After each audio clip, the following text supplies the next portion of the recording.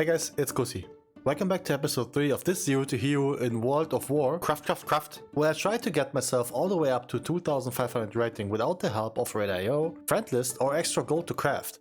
In the last episode, we quickly grabbed us a 4 set, and yeah, I say quickly, because we went from 0 to 4 piece in just a few hours. To be honest, we need it though, because Paladin is C tier at max. And while we now have done all the chores, including the raid to maximize gearing potential, we are due for some keys. So let me introduce you to episode 3, the Dungeon Speciale. However, because this video will be part of the 2 separate weeks of Mythic Plus, we do have a vault to open in the middle of the video, so keep your eyes peeled for a huge upgrade in item level. So to recap, we got keys, fails and vaults.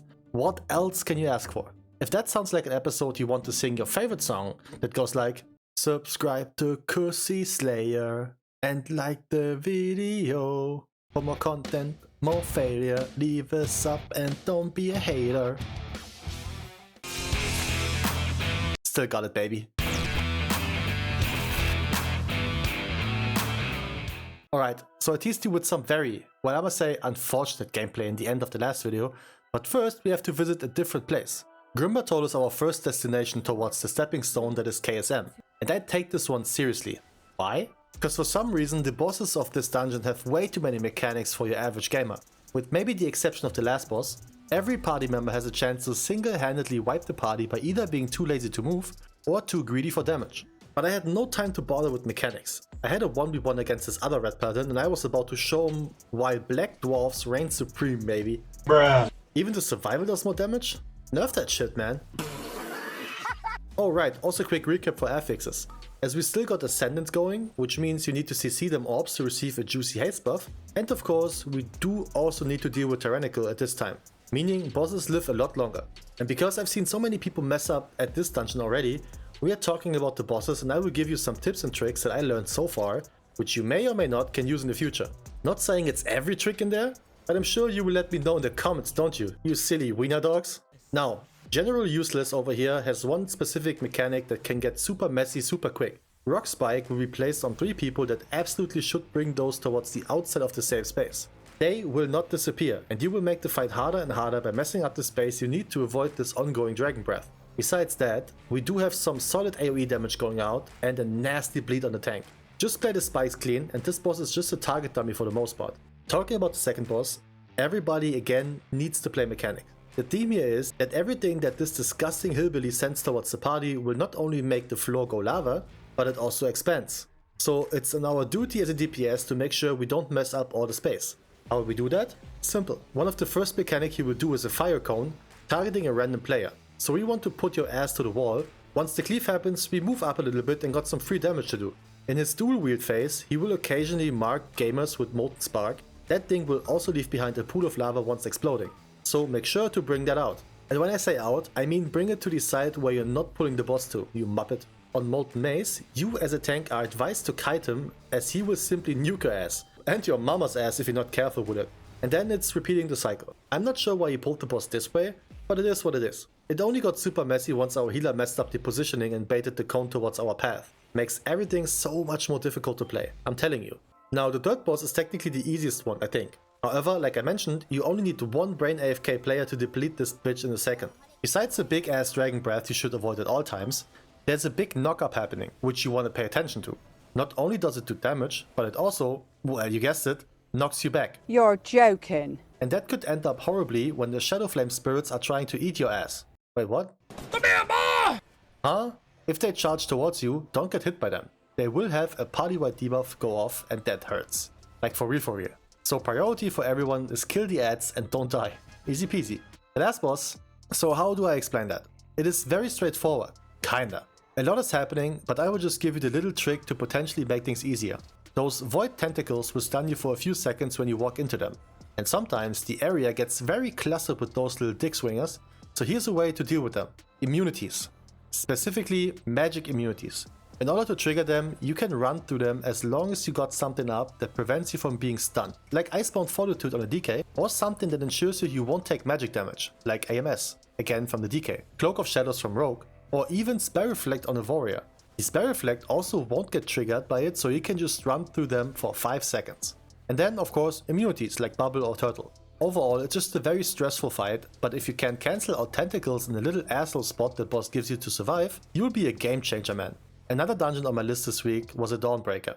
A dungeon I had arguably the worst experience with when the expansion launched, as Silly, one of my viewers, insisted for us to do his favorite dungeon, and it was bugged out of its mind for me. But ever since, I can see what he meant. Solid dungeon with a nice change of pace gameplay wise due to dragon riding, but without making it as annoying as Narcissus was.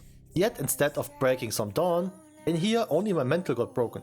Up until the first boss everything was fine. Famous last words. This bitch was just not pleasant to play today. We moved horribly, baited the pulls insanely bad, which left us with very little space to play it proper. Our tank getting clapped by beams left, right and center, so we wiped, and wiped, and wiped. That sucks. Our tank blaming his gear for this made me giggle though. We just got tapped by way too much stuff and made it super annoying for our dragon to keep up. Habits man, not a gear issue. However, this concludes our first week of Mythic Plus. 836 score, mainly because I never got invited into anything besides Mists, which I think I did like 3 or 4 plus 4s of. Be that as it may, we do have a vault to open with not only 2 hero slots from our Mythic Plus bracket, but also 3 potential bangers from the raid in form of some deeply appreciated trinkets. Now, was there anything that was insane?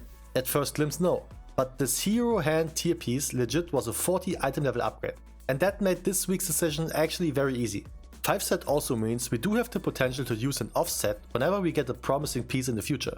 I wonder how many of you still run around without 4 set. Stop slacking, dude. It's only a game. However, new week, new me, new Affix. What's new? Well, instead of Tyrannical at +4, we now deal with Fortified. This will increase the damage and the health of trash mobs by a quite considerable... I'm stuttering like a motherfucker.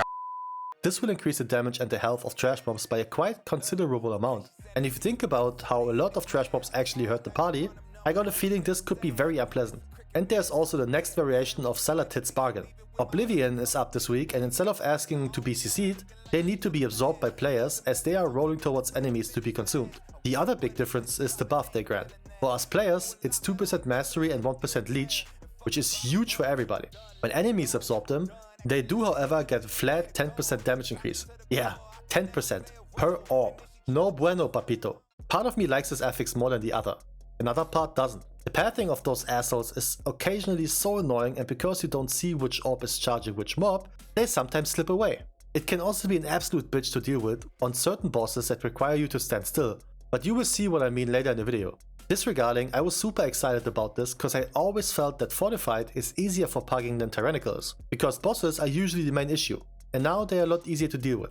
So Siege of Morales was our first destination, and here our tank quickly learned that Fortified is a bit more punishing.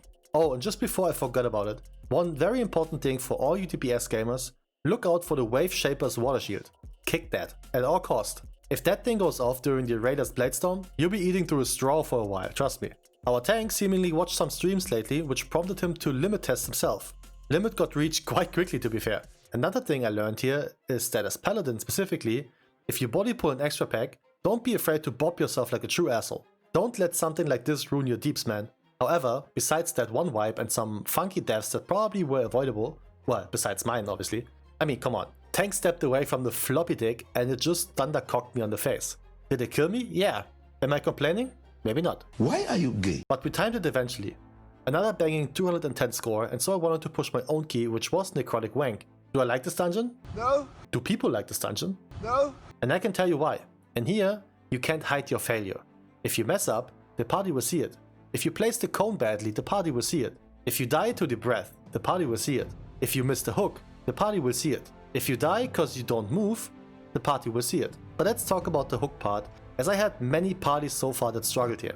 So the core mechanic is that the boss creations will throw a meat hook to catch a random party member. But instead, we will use this against him by aiming the hook towards the boss and ensuring an ass whooping. That's essentially the entire idea of the fight. When somebody gets hooked, aim the hook towards the boss and make sure you're not standing in the way. To be fair, the hitbox is really messed up, so make sure to stand either far away or behind the monstrosity when you're not targeted by it. Another thing to mention here is that as soon as the boss jumps back up, he will spawn another one of these ladyboy toys, so make sure the first one is close to dying. There's a way to cheese the boss here. Just before the mentioned escape of the boss, there will be another hook throw that you can already send towards the original position of the boss. That way he instantly gets hooked back down again. But that's more advanced, so if you're not sure about the boss for now, only make sure to kill the first abomination before the second spawns. Our first pull got a bit messy, because one of our Portuguese players got disconnected. However, he returned and so we were able to send it eventually. Oh yeah, right. Don't use bigger cooldowns on pull. Wait for the boss to come down and pound him like your dad pounds you. That's an old game reference, by the way. I'm going to pound you like my dad pounds me. On the final boss, there's only one thing to mention. If you either dispel or cleanse yourself from the root, make sure the rest of the party is out of the circle first. Otherwise, they will become trapped themselves. Another 210 score to our name, racking up to an overall of 1256.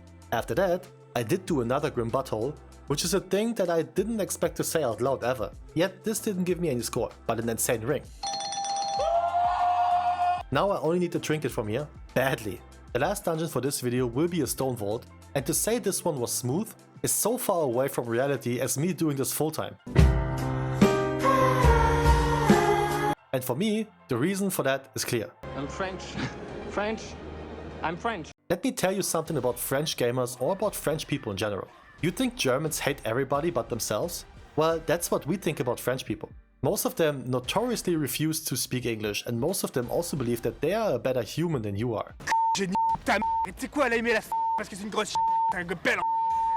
I just assume he was calling out for the fear to be kicked, yet he was the one with the kick ready.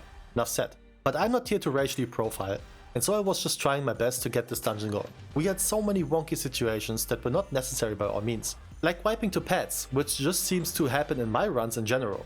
But then something super funny happened. You see, before the Forge speaker boss, our mage wanted to do the smart thing. Gather the orbs so we start the fight with a big mass rebuff. Obviously extra huge for him as an arcane for his burst window. And so the tank just pulled and left him outside. I love this kind of awareness, man. Zack charging, no fudge is given, warrior main at heart. And as you can guess, with one less DPS, this is a lot rougher than necessary. Also, the Affix paired on a boss like this was insanely stupid. The orbs just charge the guy that you can't go for as you get one shot. There's no way that those situations require you to have a paladin for bubble in the party. No way that should be the idea behind that. Skarmok didn't make this easier. So I inspected the warrior earlier and saw that he has a shard trinket already on champion, which was something that kept me motivated to finish the run. Cause if he gets it, he probably trades it to me. But before we get there, we wiped. Even the last boss seemed way too much to deal with, as not getting rid of the debuff seemed to be a common strat in this party, ending on a whooping 48 deaths after using 3 CRs during that fight, plus 4 rating, and that's just disrespectful at this point. However, like I said in the beginning, we were pushing rating today. Almost 1700 means we are almost at the threshold of 2k for our hero tier piece. I desperately need to farm myself some trinkets as mine are just looking more used than every participant on Ram Ranch. But with that, I wish you the most fantastic day whenever you see this. Thank you for watching, and I will catch you in the next one. Peace.